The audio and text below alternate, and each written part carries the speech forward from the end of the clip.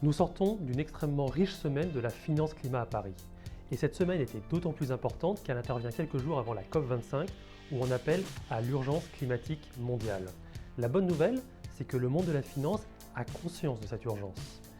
Il l'a prouvé à travers de multiples annonces en matière d'engagement actionnarial, de sortie du charbon, d'alignement de portefeuille, mais on se rend compte que ce mouvement d'engagement pour le climat est loin d'être uniforme.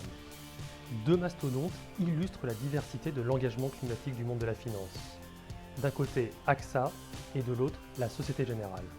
Le premier, AXA, a organisé un événement spécifique orchestré par son propre PDG Thomas Buberl pour annoncer de nouveaux engagements en matière de climat, en matière d'investissement et en matière d'exclusion du charbon.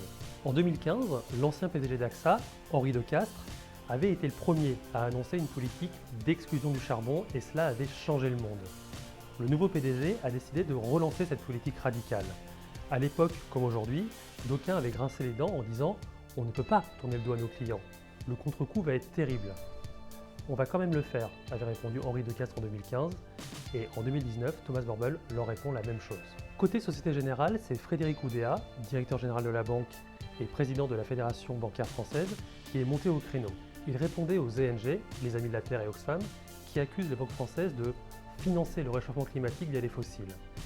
Pour lui, il explique que le monde tourne aujourd'hui au charbon, au gaz et au pétrole. Et la Société Générale ne peut pas arrêter de financer l'économie. Je cite, « Nous finançons les EDF allemands, africains, américains. On ne va pas leur dire « les gars, c'est terminé ». Ils préfèrent favoriser une transition énergétique plus progressive. Entre ces deux entreprises, on voit les deux pôles de l'action de la finance face au changement climatique. Toutes deux vont dans le même sens, a priori le bon sens, mais ni par le même chemin, ni à la même vitesse. Dans chacune de ces deux politiques, on trouve une façon de répondre à l'urgence climatique, à la transition juste, à la fin des fossiles, à l'essor des renouvelables, aux besoins de croissance. C'est à la fin de l'histoire qu'on saura qui a raison, si tant est que l'un d'entre eux ait raison.